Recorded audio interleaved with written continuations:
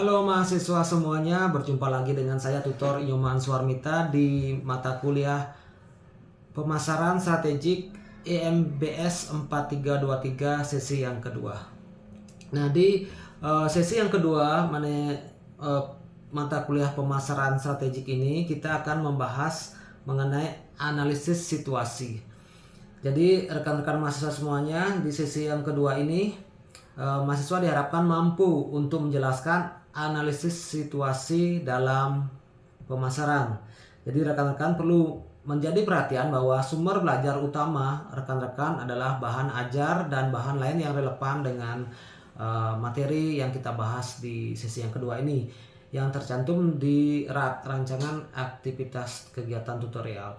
Untuk mempersiapkan dan menjalani pembelajaran di sesi kedua, silakan teman-teman membaca modul dari UT mata kuliah pemasaran strategik. Kemudian selain membaca materi pembelajaran, rekan-rekan juga diminta aktif untuk mengikuti diskusi di setiap sesinya. Kemudian teman-teman juga jangan lupa untuk mengisi link daftar hadir di setiap sesinya, sehingga nanti diharapkan teman-teman semua setiap mengerjakan tugas itu jangan lupa untuk mengumpulkan sesuai dengan jadwal waktu yang sudah ditentukan, dan juga aktif di kegiatan diskusi di setiap sesinya.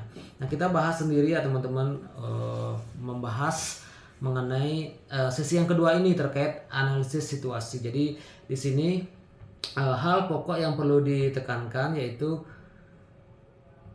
di sesi yang kedua ini kita akan membahas bagaimana segmentasi pasar, pemilihan target pasar, kemudian penentuan posisi merek.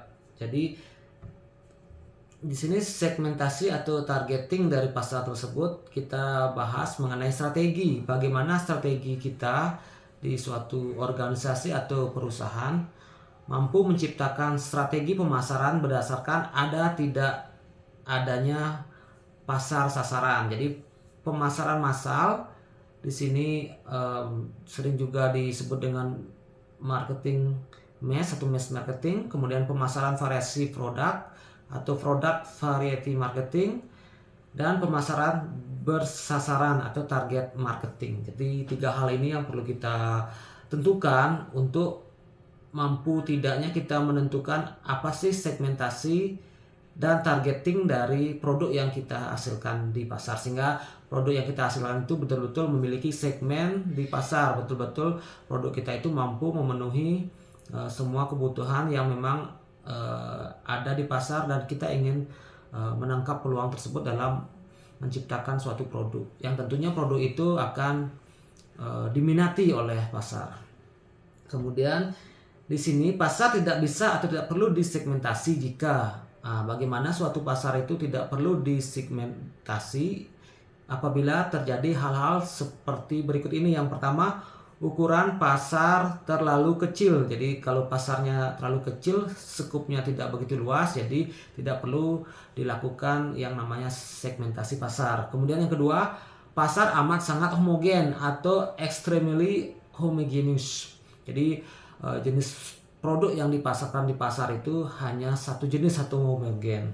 Kemudian pasar amat sangat heterogen, jadi keterbalikan dari homogen tadi. Jadi di sini juga ada kecenderungan pasar itu bersifat heterogen atau extremely heterogeneous. Kemudian yang keempat, pemakai berat atau heavy users menempati proporsi terbesar dari pasar, dan hanya segmen inilah yang relevan sebagai pasar sasaran. Kemudian yang kelima, sebuah merek sudah dominan di dalam pasar. Jadi sudah ada merek yang menguasai pasar, itu yang menyebabkan tidak perlu lagi adanya segmentasi pasar, karena sudah barang tentu merek yang sudah memiliki nama itu yang akan memenangi persaingan di pasar tersebut. Nah, kemudian kita bahas tentang segmentasi pasar di sini. Jadi segmentasi pasar ini yaitu suatu proses pengelompokan pasar ke dalam segmen yang berbeda-beda.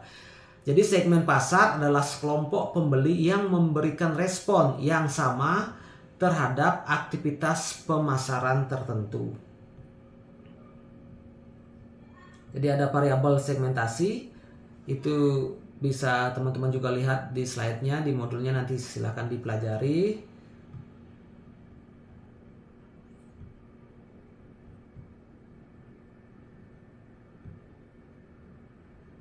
Nah, di sini saya sedikit membahas tentang positioning, relationship, dan kepuasan pelanggan. Jadi ini yang penting kita bahas karena penetapan posisi merek atau brand positioning, tempat produk yang berbeda jelas bernilai lebih secara relatif dibandingkan pesaing di pikiran atau di benak konsumen. Dapat juga dikatakan sebagai cara konsumen mendefinisikan produk pada atribut-atribut penting apabila dibandingkan secara relatif dengan produk pesaing.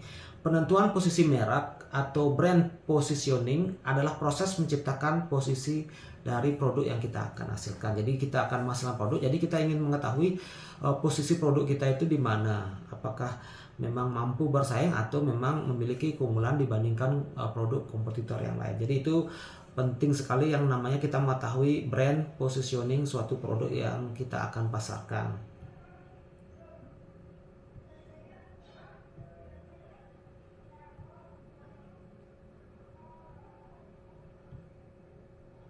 Nah, di sini kita bahas mengenai strategi relationship. Jadi relationship marketing masih dapat digolongkan menjadi diadik relationship dan networking marketing. Jadi apa itu dimaksud dengan diadik relationship adalah relationship marketing yang memusatkan perhatian hanya pada relasi antara perusahaan dengan pelanggan. Termasuk di dalamnya adalah database marketing dan interaction marketing. Dalam networking marketing, selain dengan pelanggan, relationship juga diperluas dengan stakeholder yang lain seperti pemasok, distributor, pengecer, dan lain-lain.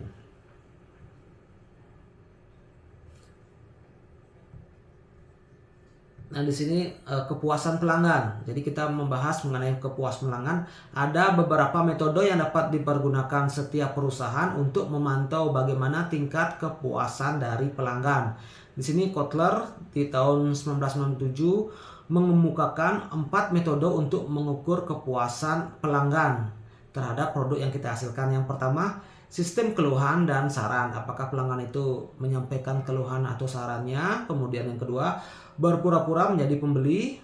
Kemudian yang ketiga, menganalisis pelanggan yang hilang dan survei kepuasan konsumen. Jadi survei ini sering sekali kita temukan di suatu perusahaan untuk menentukan bagaimana penilaian mereka terhadap produk yang dihasilkan atau yang dipasarkan ke pasar.